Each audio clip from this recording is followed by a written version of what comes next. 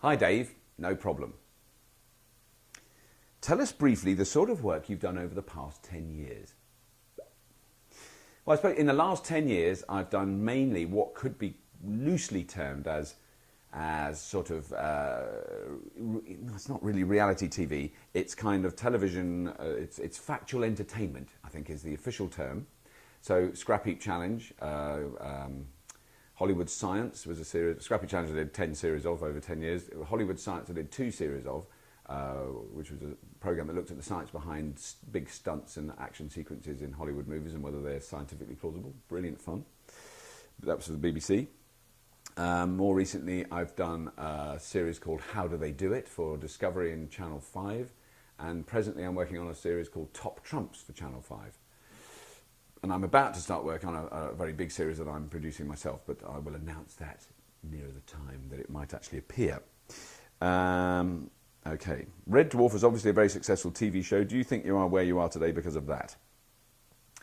That's an interesting question. I don't think I am, to be honest. I was very lucky to be in Red Dwarf. And it was a fantastic show to be involved in. And it certainly had an enormous impact on my life. But interestingly, when I started doing Scrap Heap, which you could see was the kind of follow-on from that, from my point of view, the producers of Scrap Heap had never, ever seen Red Dwarf. They were all scientists and doctors and people like that, and they'd never watched Red Dwarf. And so they hadn't ever seen that show or anything to do with it. So in fact, there was no connection. What they had actually seen was the show I mentioned earlier, Hollywood Science, and other shows that I did. I did a lot of educational TV for the Open University, which is like a graduate university course that you can do from the TV and online. So I did quite a few science programs about that, and they'd seen some of those. So that was more like they had a more, yes, that was what they'd seen. Wandering off subject a little bit there. Next question. You, like many other actors, have such a strong ability to sink yourself into the character you're playing on screen. For anyone who's watching who hopes to get into acting themselves, do you have any tips on how to do this? For example, could you be sad, happy, angry on cue for us right now? I think it's fair to say I wrongly accuse myself of being what I describe as a crap actor. I have done a lot of performing. I call it performing, and there's a subtle difference, isn't there? I started out on stage as a stand-up comic and a comic performer in a theatre group, and there wasn't a great deal of subtlety in that.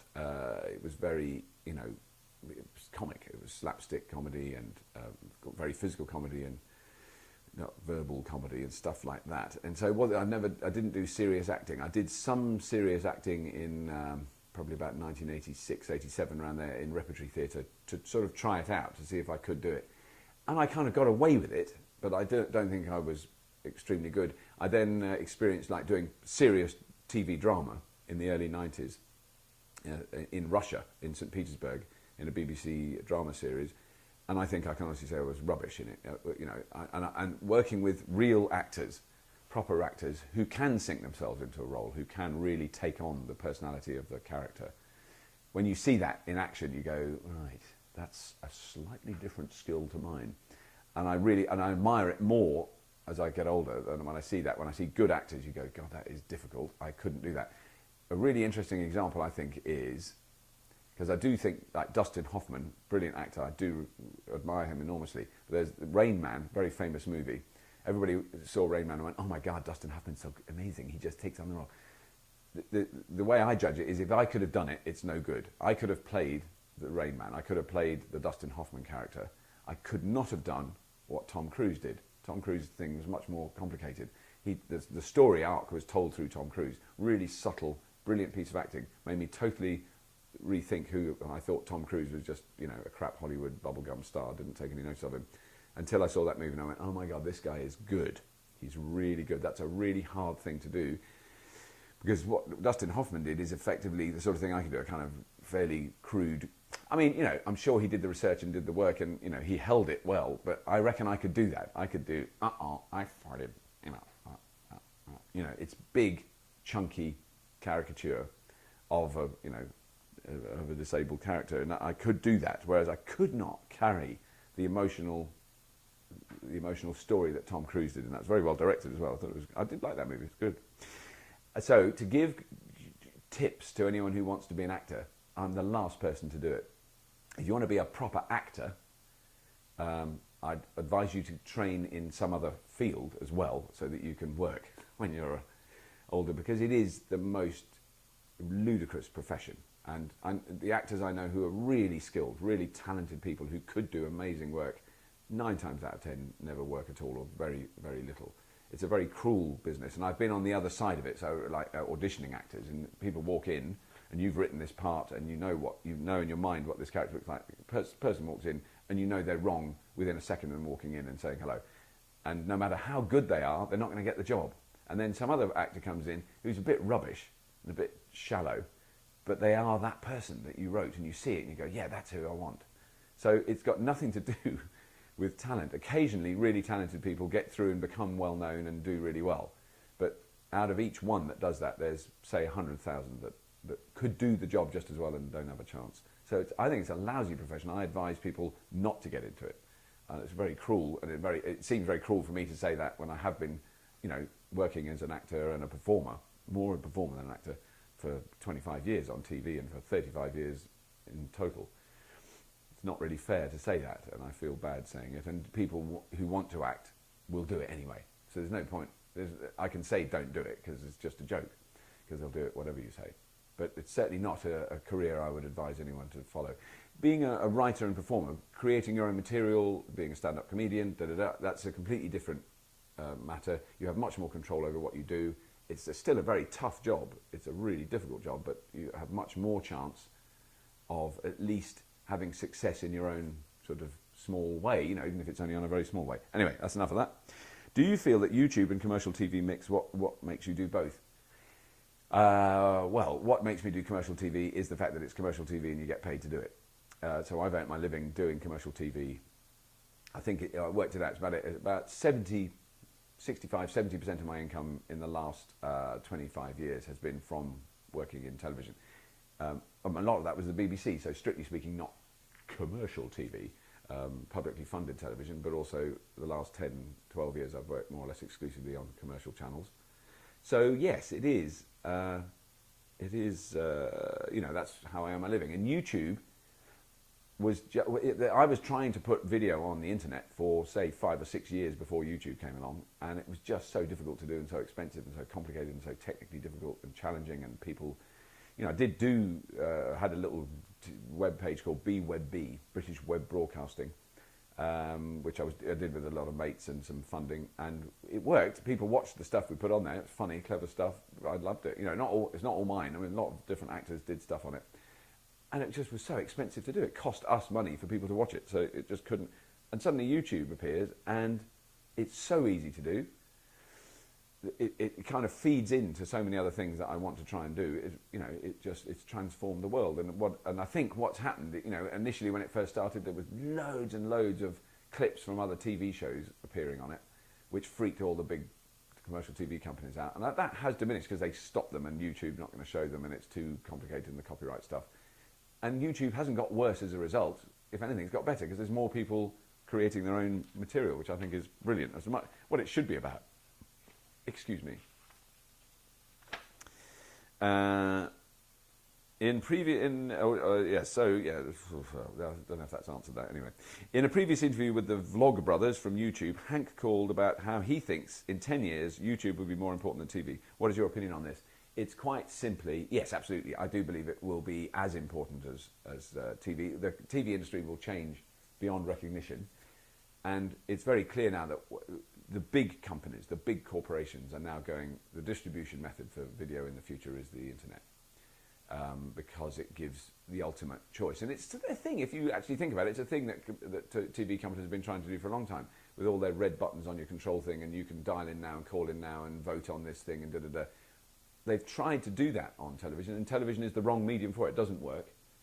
It's a disaster, and as we've discovered in the UK recently, all the phone vote stuff is scandalously rigged and fiddled, and it just rips off poor people, and it's cruel, and they're brutal, and ITV has been fined 5 million quid.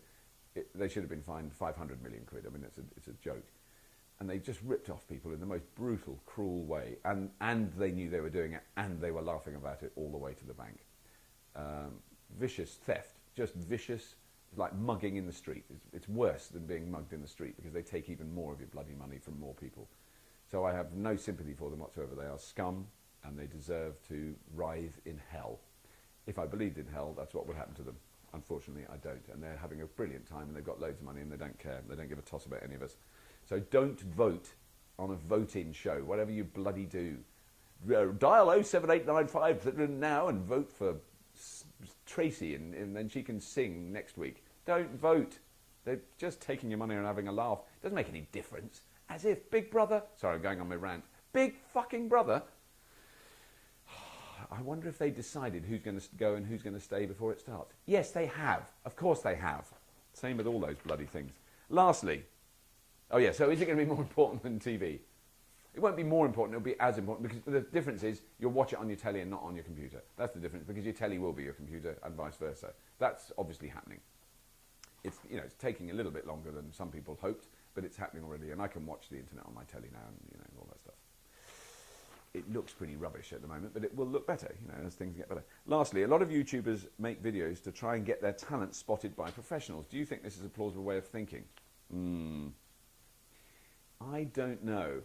I suppose it could be, couldn't it? But I mean, yeah, I'm sure they are. I'm sure they are looking, because there's a constant thirst in conventional television, in linear television, for new talent, a constant demand.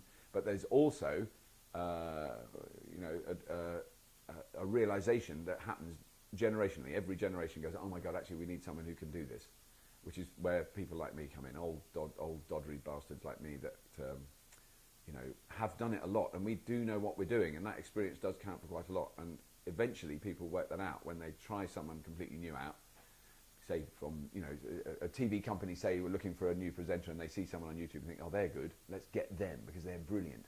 But you take someone out of the context they're used to and put them in a different environment. It's a really tough jump. Not impossible, but it is a tough jump. So I think they are looking. I think it's a shame in the sense that YouTube is an end in itself. I think if you see it as an end in itself rather than a means to an end,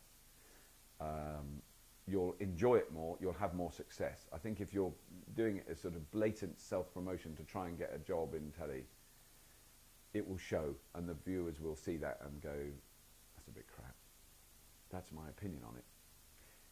You know, most of the people I've watched on YouTube have been really good and interesting, and I don't get the feeling they're desperate to be on conventional telly, because that's why they're doing this, and that's what the strength and the joy is that people do it for its own sake and not anything else, and you can really tell that. Pat Condell's a brilliant example.